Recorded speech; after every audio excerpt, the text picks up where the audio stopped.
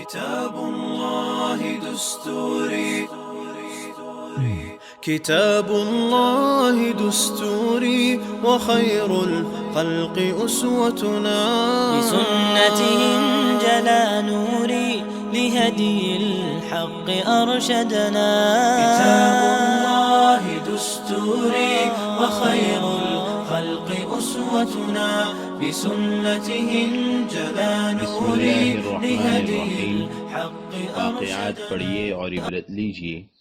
سبق نمبر 52. فنا ہو جانے والے حسن پر دیوانے ہونے والوں کے لیے عبرت. میں نے حضرت مسیح الامت رحمۃ اللہ علیہ سے واقعہ سنا ہے کہ ایک مرید خانقاہ میں تھا. اسے کھانا پہنچانے ایک لڑکی آتی تھی. جب بھی وہ لڑکی کھانا دینے کے لیے آتی تو وہ مرید اس لڑکی پر نظر بد ڈالتا تھا اور اس کو گھور گھور کر دیکھتا تھا.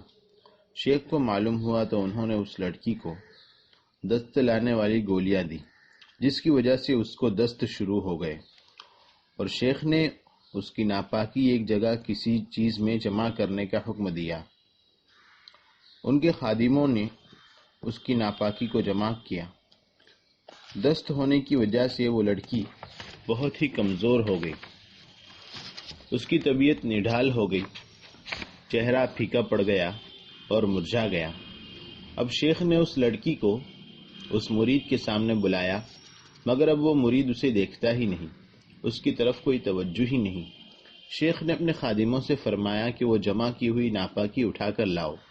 جب وہ لائی گئی تو شیخ نے اس مرید سے کہا کہ تم در حقیقت اس لڑکی پر اور اس کے حسن پر عاشق نہیں تھے، بلکہ اس کے اندر اس ناپاکی تھی، اس پر عاشق تھے. اس لیے جب تک یہ ناپاکی اس کے اندر تھی تم اس کو گھور گھور کر دیکھتے تھے، اور جب وہ باہر نکل گئی تو اب دیکھنے کو تیار نہیں ہو. واقعی عجیب طرح دنیا کی مادی اور فانی محبتوں کا علاج کیا ہے. اگر یہ نسخہ یاد ہو گیا تو پھر کبھی بھی انسان دنیا کی ان فانی محبتوں کے پیچھے نہیں جائے گا. اولیاء اللہ سے تعلق بیکار نہیں جاتا. امام راضی رحمۃ اللہ علیہ کا نام آپ نے سنا ہوگا کہ ایک جلیل القدر بڑے عالم، فاضل، مفسر، اور اسی کے ساتھ ساتھ آپ بہت بڑے فلسفی منطقی تھے. آپ نے محبت خداوندی کی خاطر ایک اللہ والے سے بیعت کی. شیخ نے ذکر اور وظائف بتائے، رات میں اٹھ کر تہجد پڑھنے کو کہا، ذکر کرنے کا حکم دیا. امام راضی رحمۃ اللہ علیہ حکم کے مطابق جب ذکر کے لیے رات میں بیٹھتے تو ان کو ایسا محسوس ہوتا تھا کہ ان کے اندر سے ایک دھواں نکل رہا ہے. انہوں نے چند دن تو دیکھا، اس کے بعد اپنے شیخ کے پاس جا کر شکایت کی کہ حضرت میں ذکر کرتا ہوں تو مجھے ایسا محسوس ہوتا ہے کہ میرے دل کے اندر ایک آگ ہے، اس کا دھواں نکل کر میرے منہ سے باہر جا رہا ہے. شیخ نے کہا کہ یہ اللہ کی محبت کی آگ ہے جو دل میں لگ رہی ہے اور تمہارے فلسفے اور منطق کے علوم کو جلا رہی ہے، اسی کا یہ دھواں ہے. امام راضی کو یہ سن کر بڑا افسوس ہوا، اس لیے کہ ان علوم کے پیچھے تو عمر لگائی تھی، زندگی کھپائی تھی، بڑا پیسہ خرچ کیا تھا، رات رات جاگتے رہے تھے، اپنا سارا آرام اور عیش اس کے پیچھے گنوا ڈالا تھا، یہاں تک کہ دنیا میں منطقیوں اور فلسفیوں کے امام قرار پائے. تو امام راضی رحمۃ اللہ علیہ نے کہا کہ اتنا سارا علم جو میں نے اتنی محنت اور مجاہدے سے حاصل کیا ہے، اگر وہ جل کر خاک ہو جاتا ہے تو یہ مجھے منظور نہیں ہے، اس لیے واپس چلے آئے. لیکن آگ تو اندر لگ چکی تھی، وہ ایک چنگاری کی شکل میں اندر دبی رہی. زمانہ گزرتا رہا، پھر ایک وقت وہ آیا جو ہر انسان کے لیے اللہ نے مقدر کر رکھا ہے، یعنی موت کا وقت. موت کے وقت شیطان بہکانے کے لیے آیا اور اس نے امام راضی سے بحث شروع کر دی کہ تم اللہ کو ایک مانتے ہو، بتاؤ کیا دلیل ہے.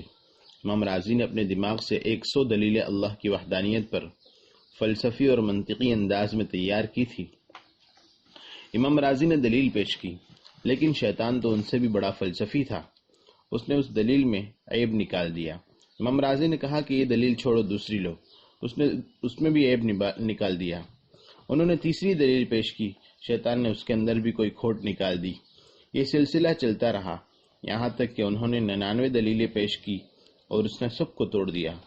اب روح نکلنے والی ہے، شیطان ادھر بہکانے میں مشغول ہے. اسی وقت اللہ تبارک و تعالیٰ نے ان کے شیخ کو الہام کیا.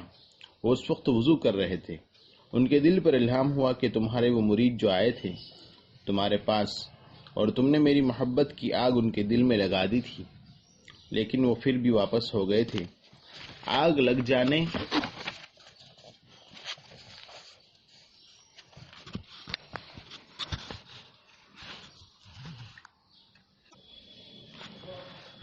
جانے کے بعد میں کسی کو محروم نہیں کیا کرتا.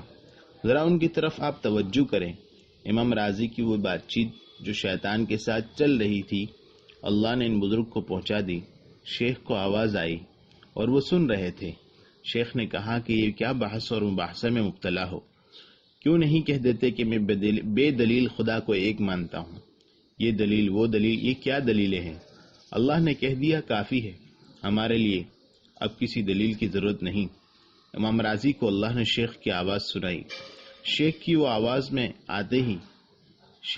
آواز کان میں آتے ہی امام راضی کی زبان سے نکلا کہ میں بے دلیل خدا کو ایک مانتا ہوں. جب یہ کہا تو اسی وقت ان کی روح قبض ہو گئی اور شیطان بھاگ گیا. معلوم ہوا کہ اولیاء اللہ سے تعلق اور محبت رکھنے کا سب سے بڑا فائدہ یہ ہوتا ہے کہ اللہ تعالیٰ ان کی وجہ سے ہمیں نواز دیتے ہیں اور ایمان محفوظ رہتا ہے.